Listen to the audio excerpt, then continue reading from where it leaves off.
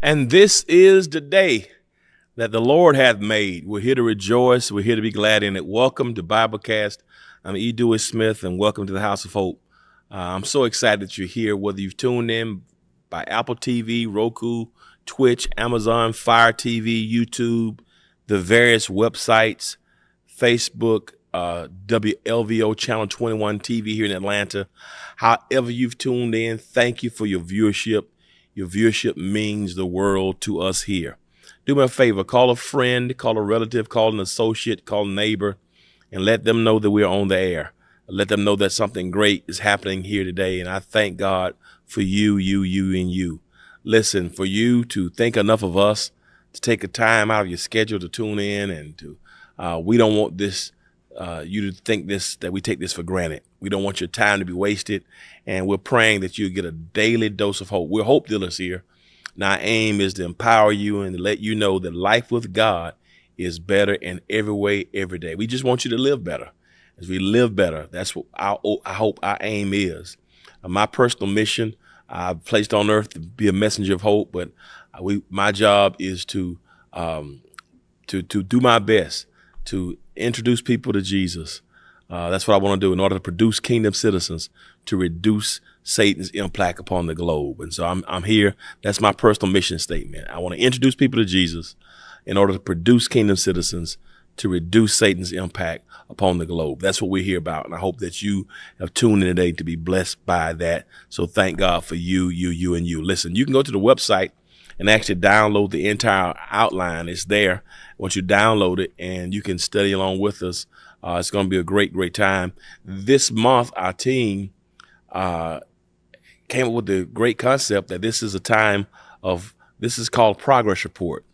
It's important to know that, because when you think about progress reports, our students are going back to school, and the teachers are going back to school. College students are getting ready. My son Colin is starting his classes this week at Morehouse as a freshman. You know, we got people in med school and law schools and pre-K, and some who are going off the EIT and military. And so much is about back to school shoppings, back to school giveaways. But the truth is, for those of us who are believers, we've been in school all year. And for many of us, we've completed 7 months of this year, but we've yet to receive a progress report. And so this month is progress report. We want to see how we've done. We want to stop and evaluate certain areas and certain things that we've taught on this year to see where we just hearers of the word. Did the lesson go in one ear and out the other? Or when the seeds were sown, did it really fall on good ground? Have these seeds produced any fruit in your life? And so we want to do that. And so I'm thankful for your viewership. And so early on this year, we taught about me and my money. And this was profoundly practical and personal for me, because I've been praying for our members in our online community about finances, because so many people are struggling in this area. And not just that, but I'm praying for our church, things that some financial goals that we have set, and also my own personal goals that I have set for myself. That I really want to be intentional and deliberate about meeting and seeing those goals to come to fruition this year. And because a lot of times I believe financial instability and financial struggle is a thing that keeps a lot of us from being refueled. A lot of people really are hemorrhaging. And a lot of people are running on fumes, seemingly. In many instances, it's a direct result of finances.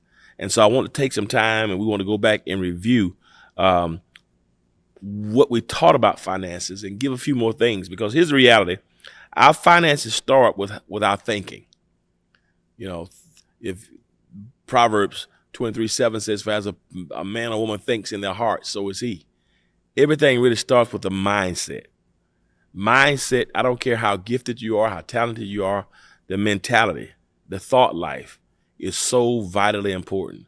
We got to set our affections, our minds on things that are above, how we view money, how we think about money, but then also having a theology about money. These things are very, very, very important. And so what is your theology around finances? And what I mean by theology, I don't want to just throw that word out like people everybody understands that because we hear that word theology, but what does it really mean? What does theology really means? Another way of saying that is how does your view of God impact your finances? That's a better way of saying it. How do you integrate God into your finances? Do you believe there's an integration? Do you believe God is connected to your finances? That's another way of saying theology. You got me?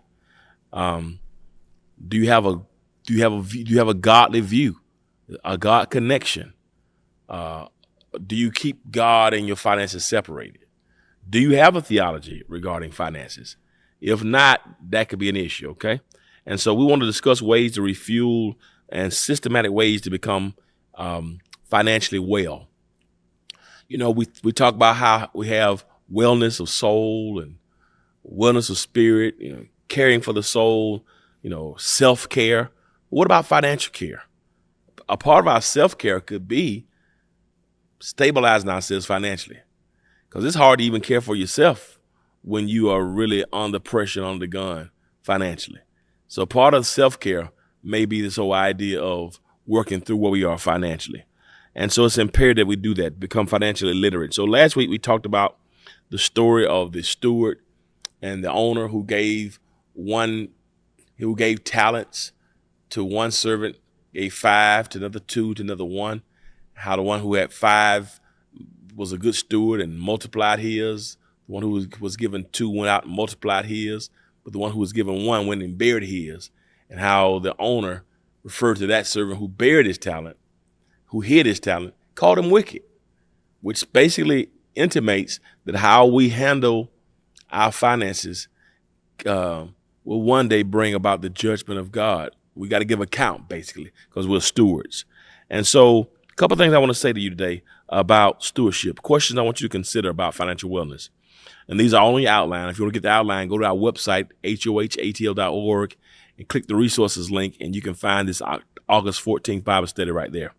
Let's ask a few questions. Why should you tithe? Why should you tithe and give offerings? Why should you tithe and give offerings? A lot of people have different perspectives on it. Some people think they shouldn't do it. I want to say a couple of things about tithing. First of all, I've heard people who are critics of tithing say you shouldn't do it because tithing is in the law. It's in the law of Moses and you shouldn't do it. Well, first of all, tithing was before the law of Moses. So tithing commenced in the book of Genesis chapter 14. The story there about Abraham and Melchizedek, who was called the king of Salem. He's a type of Christ. It's a Christ typology. Now, this is important to understand because Moses doesn't come on the scene until 430 years later. And so tithing didn't start with the Mosaic law. Tithing was around 4 centuries biblically before Moses was ever born, when Abram paid tithes to Melchizedek, who was this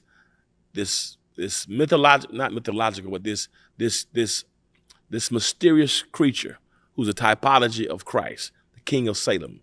He represents Christ in the Old Testament, and how tithes was paid to the king, all right, of all. That's Genesis 14, around verse 20 throughout the remainder of the chapter. So tithing was commenced by Abram. But then tithing is commanded by Moses in Leviticus 27, 30, and 31, when Moses, 430 years later, says the tithe is holy and belongs to God. The tithe, Greek word that's dekatos, which means 10th of one's earnings. So tithing was commenced by Abram.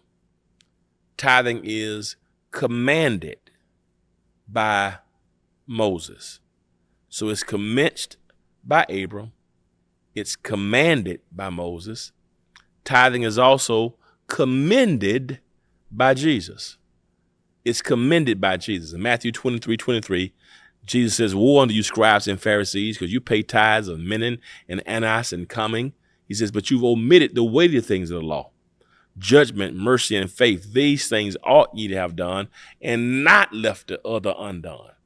What he's saying is you were giving, but you forgot about justice and mercy and faith. He said, it's one thing to give, but you got to be holistic. Don't just give and forget about judgment, mercy, and faith. But similarly, don't just be concerned about justice, mercy, and faith to the exclusion of tithing. He says these things ought ye to have done and not left the other undone. Jesus tithe. Jesus tithe. So it was commenced by Abram. It's commanded by Moses. It's commended and continued by Jesus. So if Abram commanded it, if Abram commenced it, Moses commanded it, Jews continued it, Jesus commended it, who are you and I to cancel it? The tithe is holy and it belongs to God. All right. And so the question happens now. So I believe in tithing, right? But I don't want to tell people, put pressure on people. And I think sometimes people disagree with me over this. But when people who are having a shortfall in their lives, or people who have difficulty managing it, people who can't pay their rent, people who can't, in those instances, I believe that grace, and I believe that a structure and a strategy. I don't believe if a person can't pay their rent, and if it comes down to paying their tithes and paying rent, that they should pay their tithes. That's just not my personal belief. People argue with me all the time, it belongs to God. Some people say the reason why they struggle because they're not tithing. Well, that's not always true. Other situations, everything in life, financial, is not black and white. I believe it's best we should put God first. I've heard people say, well, if it doesn't fit your need, it's your seed. And so if your rent is $1,000 and you only have $400, well, you might as well give your tithes because you don't have enough to pay your rent anyway. I heard all that kind of stuff. And I don't necessarily subscribe to that. I do believe you ought to do everything in your power to pay your tithes, but not at the expense of not paying your mortgage. I just don't personally believe that. I believe that God knows the heart. I believe that you all ask God and find other ways that you can put God first in your finances to manage those windfalls and those shortfalls. And don't make excuses, because sometimes you get in a pattern, well, I'm not going to do it. No, I think you need to hurriedly get into a plan, because I think God honors tithes. But I think that we manage those moments. What happens when I have a shortfall? What happens when I don't have it? What happens when I don't have anything to tithe with? Because life has happened. Divorce, job loss, sickness, bad stewardship, child gets sick, insurance, car accident, deductible, medical deductible. Life can happen sometimes. And I just think that we should be gracious in those areas. I don't necessarily believe that everything in those moments is black and white. I just don't believe it. I do believe we should get back to the point where God is prioritized and we hurriedly try to fix it. But I do believe we need to talk through some things and not just beat people over the head because they go through windfalls in life. Here's another question. Are you not able to tithe because you are an emotional spender? Are you a money miser? Do you have a budget? If you can't tithe because you're not being responsible, if you can't tithe because you don't have a budget, you're being wasteful, that's another thing. That's not emergency. If you're not tithing because you're spending $10 a day at Starbucks and $15 a day at Chick-fil-A, come on, help me here, somebody, and spend another $100 a week on Uber Eats, and you can't tithe, then I believe those areas is not an issue of emergency. That's an issue of management and structure and priority. I think we got to put God first and be good. Do you have a budget? Why or why not? These are questions that we need to ask, right? Financial wellness refers to the state of having a healthy and balanced financial life. It involves effectively managing one's financing, including income, expenses, savings, debt, and investments. Financial wellness encompasses being in control of one's financial situation, having the ability to meet future financial goals, and feeling confident and secure about your financial future. It goes beyond just having a high income, but rather focuses on achieving a sense of stability and overall well-being in relation to money. Now, I said a whole lot right there, and what I want us to realize is it's a process. Many of us didn't have a rich uncle to pay all the tuition, or a rich aunt, a rich grandmama to give you money for your down payment on your house. Many of us didn't come from generational wealth. Many of us had to pull it out of our own bootstraps. Many of us got student loans. And so walking into generational wealth is not something that a lot of us have not been able to do. So these lofty ideas about financial wellness, they're practical, but it's going to require discipline. It's going to require a strategy and a structure and work. And the only place where success comes before work is the dictionary. And so these things should help us to plan our thoughts. How do I get to a certain place with my savings and investing?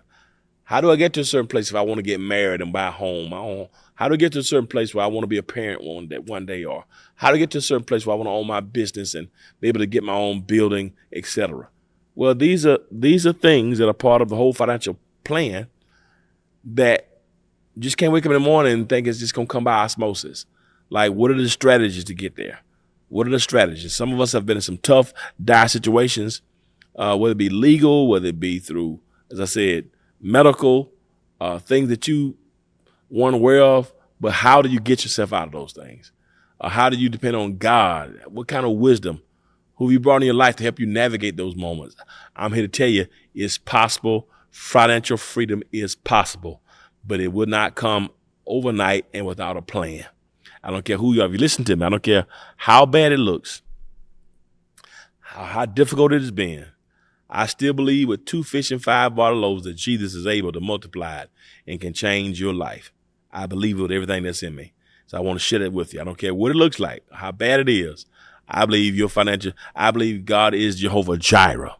I believe if God clothes the lilies with beauty and splendor, how much more? If God watches over the sparrow, how much more will God watch over you if you seek first the kingdom of God? I still believe, regardless of human circumstances, that God will take care of God's children, that God will supply your needs. I wish somebody would say yes right there.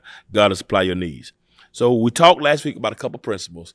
Number one, God is the owner. We're the stewards. I'm going to repeat that again. God owns everything.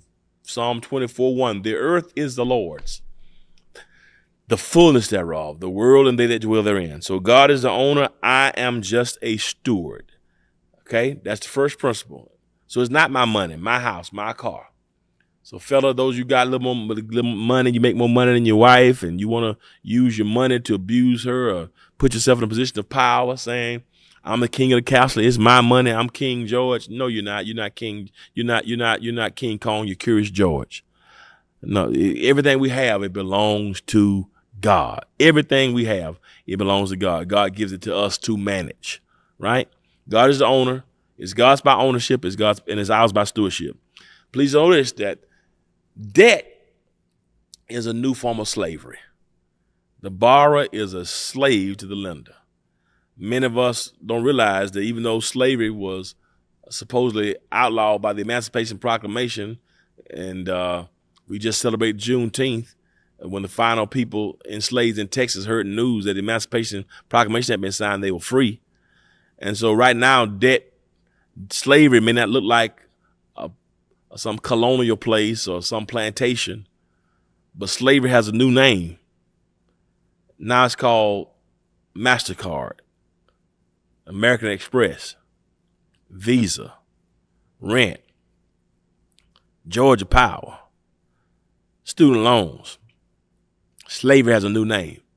And it's important that we realize that we do everything we can to have a plan to get out of that type of slavery, because the borrower is a slave to the lender. And debt, I'm telling you, debt, nothing can stress you out more than debt. Nothing can. Nothing can stress you out more than debt. Nothing can put pressure on you. Debt has put a lot of people in the grave prematurely. Debt has led to heart attacks and strokes. Debt has led to divorce. Debt has led to insanity and nervous breakdowns. Debt is a demon from the pits of hell. And that's why it behooves us to have a plan and a strategy, and people around us, resources, and Lord, and the evaluation. How am I doing? And how am I working myself out of this? Because debt is not fun. All right. But here's a principle of stewardship as well. Proverbs 3:9. If we trust in the Lord with all our hearts and lean not to our own understanding, but in all our ways acknowledge him, he will direct our path. And if we honor the Lord with our substance and the first fruits of our increase, He'll fill our home, He'll fill our barns with plenty. That's Proverbs 3, 9, and 10. Honor the Lord. Trust the Lord. If we trust the Lord with all our hearts, if we honor the Lord with what He gives us, He will supply. God will fill our barns with plenty to make sure that we don't go begging for bread. All right? So here's why we need to reset our financial priorities. Number one, we need to reset our financial priorities by seeking the kingdom of God. All right? By putting God first. That's 1A. 1B, prioritizing giving and generosity. I just talked about giving. The Bible says when you make a loan to the poor, you lend it to God. Giving, generosity moves the heart of God. Right? 1C, contentment and avoiding the love of money. The Bible says the love of money is the root of all evil. Nothing wrong with money, but the love of it. When people fall in love with money, they will do anything for it. So the love of it. So contentment. Having food and raiment, Paul said, I've learned how to be content. Right? I don't have to have everything. I don't have to be, Madison Avenue's finest. Let me have food and raiment. Let me be content with what I have. I will be content in every circumstance. All right. And then I want to honor the Lord with my first fruit. So that's how I reset it. Here's how I refuel my financial resources. Proverbs 12:11 says, I got to work and embrace the value of labor, because it talks about how money doesn't come to the one who's sleeping or the sluggard. Right. I gotta really embrace. I really got to really embrace and realize this. Bible talks about these quick get rich quick schemes. Anything that comes quickly is ill-begotten. It's probably not going to be long kept. Right? It's a process. It takes time. All right, here's another one. Managing debts and avoiding financial oppression. Borrower's a servant to the lender. How do I manage my debt to keep myself from being oppressed? How do I manage it? That's very, very important. Number 3. Number 2C. Saving and investing for the future. That's Proverbs 21:20. Saving and investing for the future is very, very important to help us to get where we need to be. There's another one, seeking God's guidance and provision. When we give to God, and Paul said in Philippians 4:13, he says to the church of Philippi, when I was struggling, y'all were generous and y'all blessed me. Because y'all blessed me, now my God shall supply your needs. There are blessings when we give, and God will supply our needs. Here's another one. How do you reset your finances? I talked about this last week. Assess your financial situation. How do you assess it? Get every bill you have and write it out. From the most that you owe to the lowest. Write the name of the person you owe. Write the amount you owe on a monthly basis. Write the interest rates. Write how long you got left on it. If it's a contractual loan, if it's a mortgage or something, a car, how long you got to pay on it. Typically, they'll tell you how many, if it's we're talking about those fixed things. You should know when your payoff date is on your house, or payoff on any kind of loan. When is the payoff date? Credit cards, what is the amount owed, and what's the interest rate, and what time of the month is it due? You need to know that. Student loan, whatever your bills are, and write them all down on a sheet of paper from the highest to the lowest. Assess it, look at it. Go and get your credit report to make sure there's nothing on the credit report. Equifax, you can get free. Most credit agencies, you can get one free credit report per year. Right? Go ahead and order your credit report. If you think about getting married, order one for your spouse. Don't ever marry nobody that you ain't checked their credit. I don't care what they say. Check the credit. Y'all share and exchange each other's credit report. If they can't share your credit report, you can't share no kisses at the altar. Share that up front to know what you're getting in. Marriage is not just about love now. It's really a business decision. Because when you marry them, you take on their responsibilities. You need to know what the other is. And you really should know that before you say I do. Right? So you know what I'm getting into. Right? If they have other children, a previous relationship or whatever, you need to know that. Get all the amounts. What all they owe. No secrets. Because a lot of times when you marry, how you gonna file your taxes? Because a lot of times you marry, if you live in the same place, sometimes you become liable for their assets, right? Or whether or not you're gonna have a prenup agreement. These are things you got to talk through on the front end of the relationship. All right, talk it through. All right. So evaluate your income expenses, reviewing your debt and savings. So then set some financial goals. What are your short-term goals? What are your long-term goals? These things need to be written. What are your short-term goals? What are your long-term goals? Then create a budget. They're all kind of apps now on your phone where you can track your expenses, right? I like keep mine in a checkbook ledger. I'm still old school, because those debit cards will kill you now because you keep charging the card, but there's no record to show you what you charge. And I like to keep mine in a register so I can go look at it.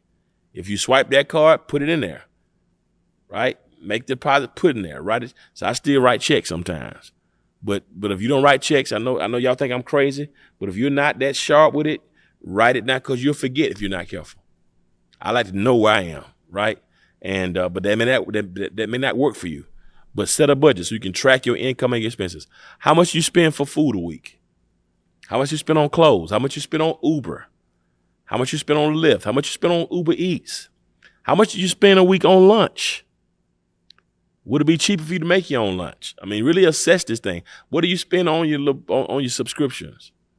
What do you spend on Netflix and Prime and Hulu and Apple TV and Apple Music, whatever subscription base, EA Sports, whatever you spend, because those things add up. $9, $10, $12, $20. How much do you spend on those things?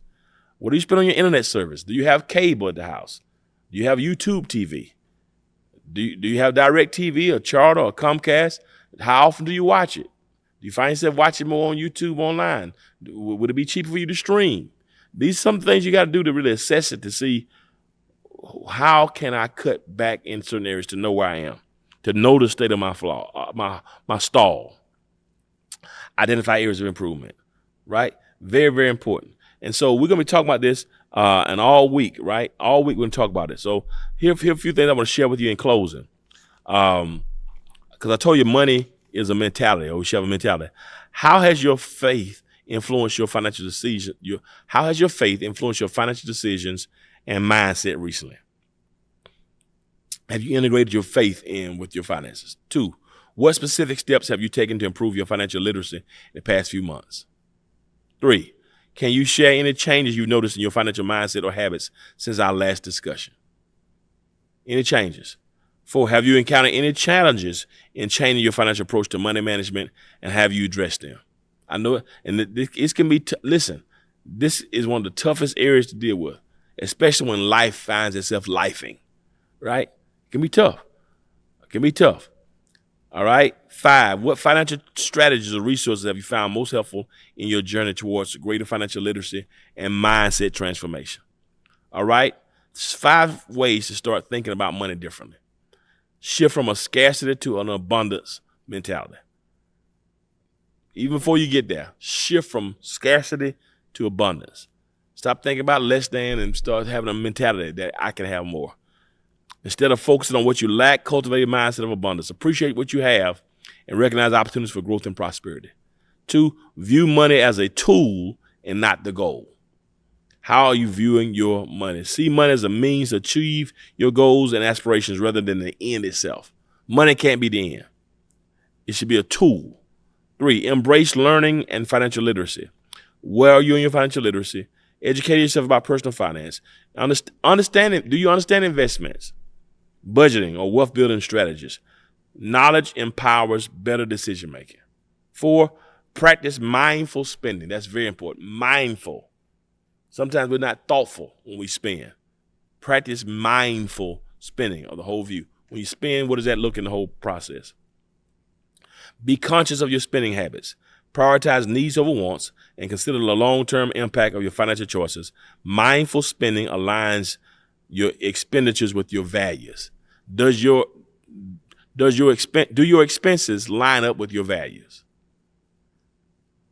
The things that you say you value, does your money line up with that? And number 5, cultivate a positive relationship with money. How is your relationship with money going? You got a relationship with it. How's your relationship with money?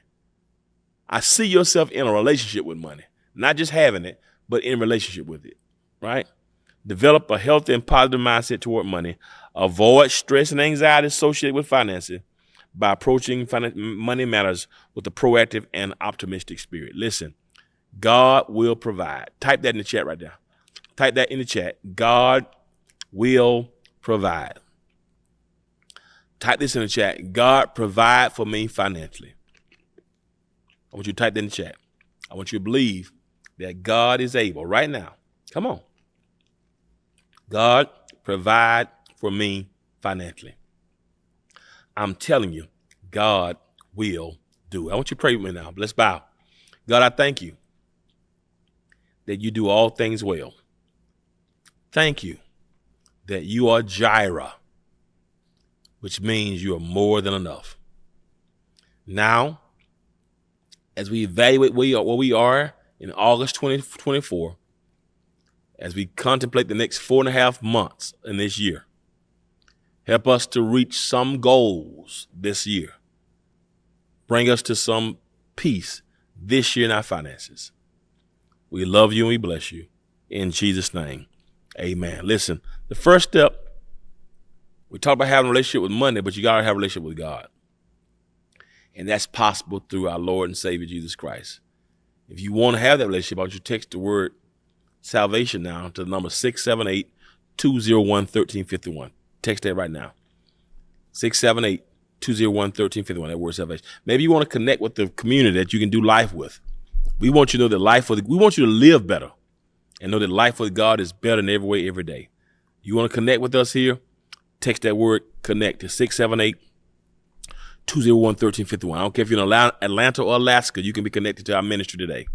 Lastly, if you want somebody just to pray with you about where you are in your life, text the word prayer to 678-201-1351. Last but not least, if you want to be a blessing, one of the ways to be a blessing is to be blessed is by being a blessing. We talked about giving and generosity. If you've been blessed by this ministry, why don't you sow a seed? The information is on the screen. There's several ways you can give. You can give by text to give, by Cash App, by Zelle. You can give through the website by clicking the giving links and following the prompts accordingly. You can give through the P.O. Box.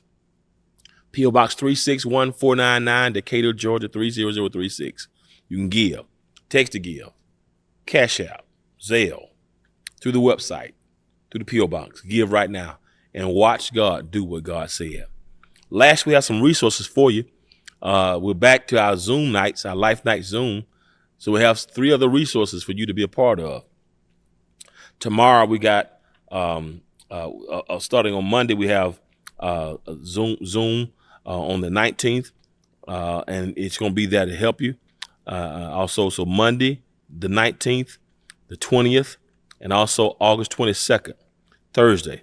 And so you can tune in and be blessed by these Zoom nights to continue your discipleship and your walk with the Lord. I'm praying that God's going to bless you and keep you and crown every one of your efforts with abundant favor and success. I gotta leave you now. My time is far spent, but as always, remember this. If you'll be good to God, God will be good to you. Till we meet again, may God bless you. Peace.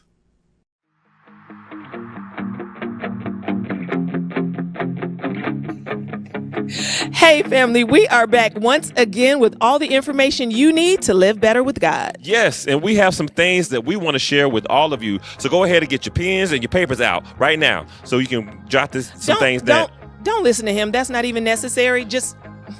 We would like to welcome our new members who just completed our virtual spiritual boot camp. Oh, yeah. But you don't think they want to write some of this down? Come on. All right. Well, family, Life Talk discussions are going to resume Monday, August 19th at 7 p.m. Join us as we continue the conversations from First Wednesday's Bible study. To receive the Zoom links and for more information, visit the church website and social media platforms. Now, Global Family, do you know about our Back to School Month progress reports? Do you know about it? Do you? Well, I'm about Yeah, to I do tell know you. about it because I see it right here. I can, Our theme for this month is Back to School Month, and weekly we want to hear about your progress. So scan your Fuel QR code to let us know how you're doing. and for those of you who are part of our global family, if you need prayer, just text the word prayer. If you need care, text the word care. If you would like to be saved, text the word salvation. And if you would like to become a member of the House of Hope Atlanta, please text CONNECT to 678-201-1351. Join us for Wellness Wednesday for seniors and others who wish to attend. You don't want to miss the workout starting at 10 o'clock a.m. Wellness education is at 11 a.m. And finally, at noon, we'll have our spiritual wellness with Bible study and a light snack. AARP is also sponsoring our 4th Wellness Wednesdays. So you don't want to miss their presentations every 4th Wednesday. You can register by texting wellness to 678-201-1351 or visit the church's website for more information. So come out and join the movement. And we need your help, and your help, and your help, and your help. Please and thank Your help is needed for the Outreach Ministries toiletry collection for the entire month of August. Our back-to-school hygiene and toiletry items are needed for Morris Brown College students. Now, the sample items needed are toothbrushes, toothpaste, lotion, lip balm, feminine hygiene products. And for a complete list of products, please visit the church website or contact the church office. You can drop off your contributions at the collection bins outside the Theaterplex or the atrium on Sundays and through the week during church hours. We're going to let you all go for now, but until next time, remember that life with God is better in every way. Every day, be blessed. You didn't think it was good for them to write some of that down? Because that's a lot of They could always just information. go back and rewind this part. If they would play us on the YouTube Ooh. and put us on the social media, then people could see The Hope shade. Happenings more regularly, The shade. because they have to go through a whole service and fast forward or rewind to find us. But if they would put it on, yeah, I'm saying it. Yeah, I'm saying it because you didn't. I'm gonna say it. I ain't shame. You know, you hindering my black job. You know, I'm just trying to do my black job. No, I'm doing too much as usual. Too much. We're gonna go because Bye, they're gonna be y'all. mad. Bye. Okay.